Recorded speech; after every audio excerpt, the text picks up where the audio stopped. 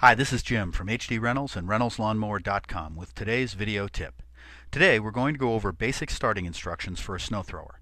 Now this is an Aaron snow thrower with a Briggs Stratton engine. If you have a different snow thrower or a different engine, the controls may be in different locations, but the starting procedure is basically the same. The first thing to do is to check the oil. Now the oil should never be above the upper hash mark or below the lower hash mark. If it's somewhere in between, it's a good idea to add oil until it reaches the upper mark. To check the oil, unscrew the dipstick and wipe it off.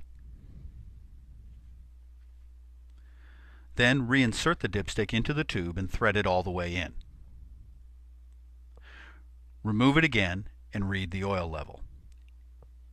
If necessary, add fresh 5W30 engine oil through the dipstick tube and then replace the dipstick and thread it all the way in. After you know there's oil in the engine, check the fuel to make sure the tank is full. And now we're ready to go. Start by advancing the throttle lever all the way to the full throttle position. The throttle lever is often marked by a turtle at one end and a rabbit at the other. Open the fuel shutoff valve. Make sure the ignition switch is in place.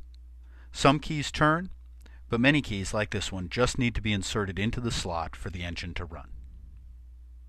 Next, turn the choke knob to the full or closed choke position. If restarting a warm engine, you don't need to choke it.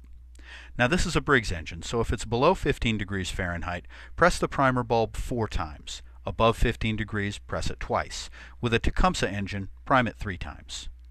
Then, pull the rope to start. Once the engine starts, turn the choke to the open position. If the engine starts to run rough, bring the choke partway back toward closed. After a few minutes this way, the engine will start to run rough again, and then you can bring the choke back to its open position.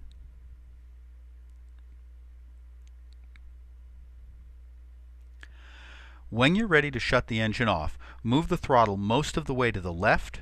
Let the engine idle for 15 or 20 seconds, and then push the throttle all the way to the left to shut the engine off. Now if you want to start the engine with the electric starter, you go through the same procedure, except you don't need to prime it. Put the throttle up to full, make sure the fuel is turned on, make sure the key is in the machine, and the choke is in the full or open position.